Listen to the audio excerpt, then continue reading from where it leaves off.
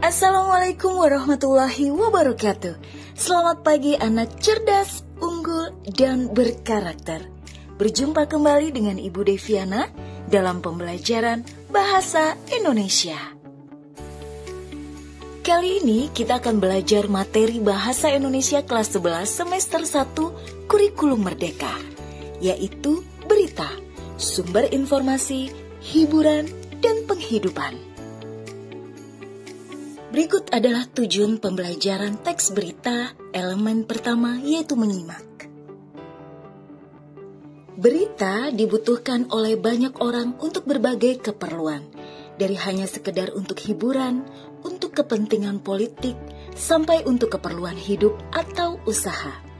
Oleh karenanya, banyak sekali bermunculan media massa, baik cetak maupun elektronik, yang memuat rubrik berita.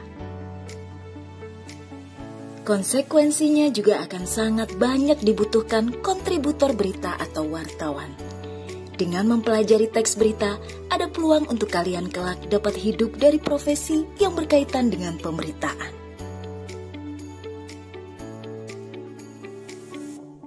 Istilah berita tentu sangat tidak asing bagi hampir semua orang, termasuk kalian sebagai peserta didik. Saat kalian menonton televisi, membuka media online ataupun media cetak, kalian akan disuguhi informasi tentang suatu fenomena, suatu peristiwa, atau aktivitas yang menjelaskan tentang apa, siapa, di mana, kapan, mengapa, dan sebagainya. Informasi demikian itulah yang disebut berita. Lantas, bagaimana real dan detailnya? Bagaimana membuatnya? Ikuti pembelajaran berikut ini. Pengertian, syarat atau kriteria berita dan struktur teks berita. Teks berita menurut KKBI adalah teks yang berisi cerita atau keterangan mengenai suatu peristiwa atau kejadian yang sedang hangat. Berita itu ditulis di media cetak, disiarkan di radio, ditayangkan di televisi, atau diunggah di situs internet. Di dalam berita terkandung fakta yang dapat dipertanggungjawabkan kebenarannya. Penyajian atau bentuk penulisan berita umumnya berurutan dari yang terpenting lalu berlanjut ke bagian yang nilai pentingnya semakin berkurang. Pola ini disebut struktur piramida terbalik. Struktur piramida terbalik terdiri atas 3 bagian utama, yaitu kepala berita, leher berita, dan tubuh berita. Bila diperlukan uraian yang lebih panjang, namun kurang penting, akan ditambahkan bagian kaki berita. Bagian kaki berita ini membuat kesimpulan berita dan informasi yang tidak terlalu penting. Bagian pembuka berita yang biasa disebut kepala berita memuat informasi utama yang paling penting. Kepala berita diusahakan mengandung jawaban atas pertanyaan unsur adik simbah. Apa, di mana, kapan, siapa, mengapa, dan bagaimana. Informasi yang terpenting ditempatkan di awal berita, paragraf awal atau lead. Lalu diikuti informasi pendukung berupa penjelasan yang rinci pada paragraf-paragraf berikutnya dalam tubuh berita dan kaki berita. Jadi, urutan penyajian dalam teks berita disusun berdasarkan urutan terpenting pada lead, urutan penting, dan urutan yang kurang penting. Hal ini dimaksudkan agar pembaca dapat segera mengetahui inti berita yang ingin diketahuinya.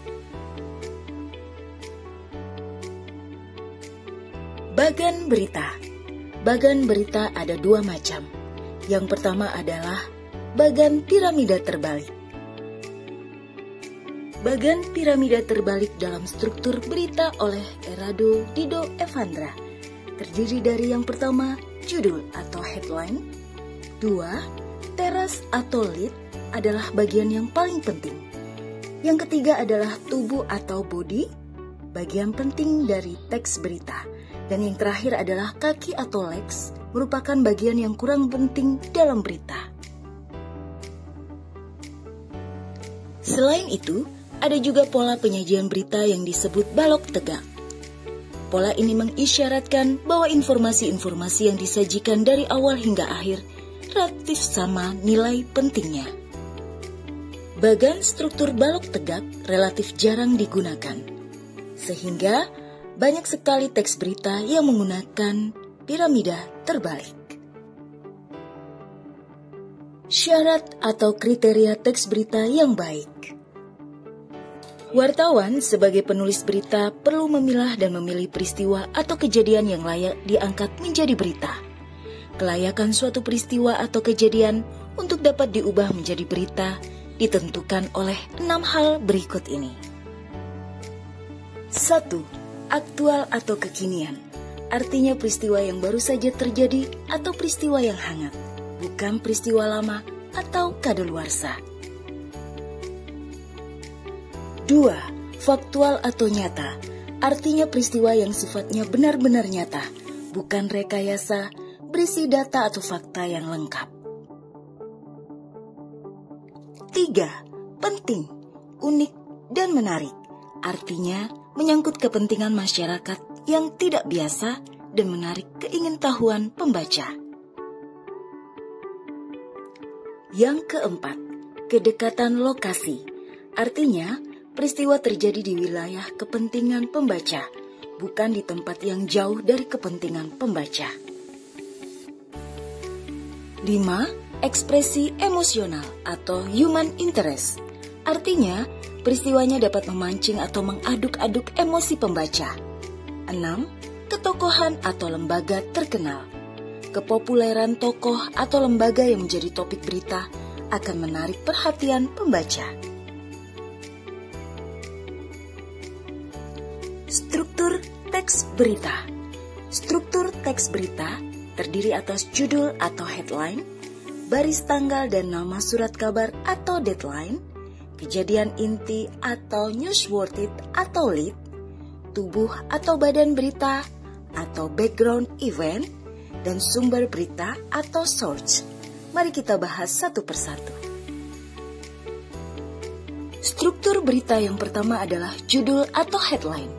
Judul atau kepala berita sering dilengkapi anak judul yang berguna untuk yang pertama, menolong pembaca agar segera mengetahui isi atau peristiwa dan kejadian yang akan diberitakan.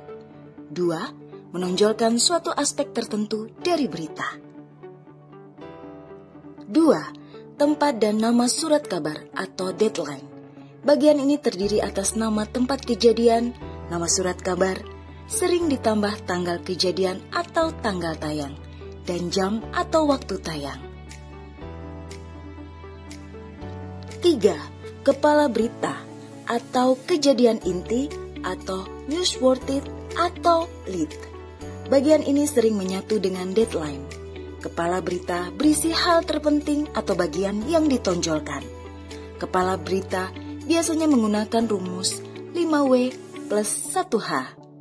Yaitu what, where, when, who, why, how.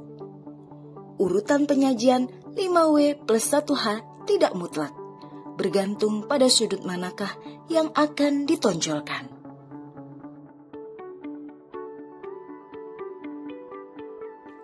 Lead ini bagaikan sebuah etalase, nafas dan gaya yang mampu memikat pembaca.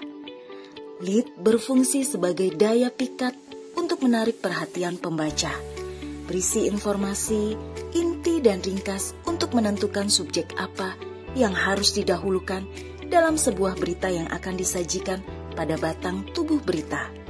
Hal ini bergantung pada tujuan atau kepentingan berita yang akan dibuat atau disiarkan. Dalam makalah petunjuk atau pedoman pengelola majalah dinding atau reportase, dan dalam buku Menulis di Media Massa Gampang, karya Tartono ST, diuraikan beberapa model lead, antara lain sebagai berikut. 1. Ringkasan atau inti berita. Summary lead adalah lead yang berupa intisari berita. Lead seperti ini menggunakan rumus 5W plus 1H, yaitu what, apa, who, siapa, why, mengapa, when, kapan, where, di mana, dan how, bagaimana. Lead model ini sangat banyak digunakan pada hampir semua surat kabar. 2. Menonjolkan atau memunculkan salah satu atau dua intisari berita. Misalnya, siapa, apa, di mana, kapan, mengapa, atau bagaimana. 3. Lead yang berisi cerita tentang suatu keadaan atau peristiwa, atau yang disebut naratif lead. Dengan cerita tersebut, pembaca seolah-olah melihat atau mendengar suatu kejadian atau peristiwa secara nyata. 4. Pertanyaan atau question lead adalah lead yang berupa pertanyaan. 5. Ucapan seorang tokoh atau question lead adalah lead yang berisi ucapan atau kata-kata seorang tokoh. 6. Deskripsi atau description, gambaran langsung objek berita sebagai lead. 7. Lead perbandingan. Model lead ini berisi perbandingan, pertentangan, atau perbedaan. Struktur teks berita yang keempat adalah leher berita atau neck. Merupakan kelanjutan kepala berita. Unsur berita dikembangkan lebih jauh dan lebih luas pada bagian ini.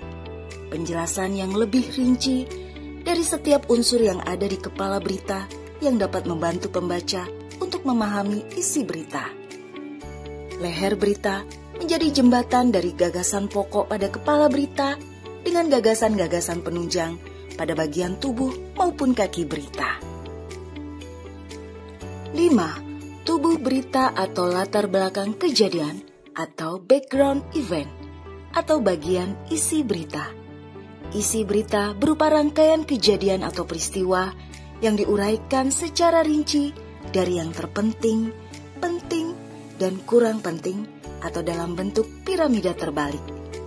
Tubuh berita merupakan penjelasan lebih lanjut terhadap lead atau teras berita. Isinya mengikuti rumus 5W plus 1H.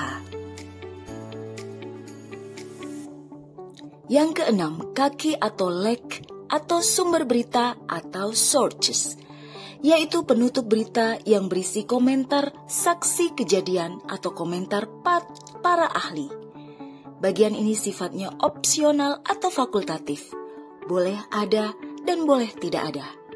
Kadangkala penutup itu berupa tambahan berita yang relevan atau terkait. Source sering terdapat di beberapa tempat, baik di teras maupun di tubuh berita.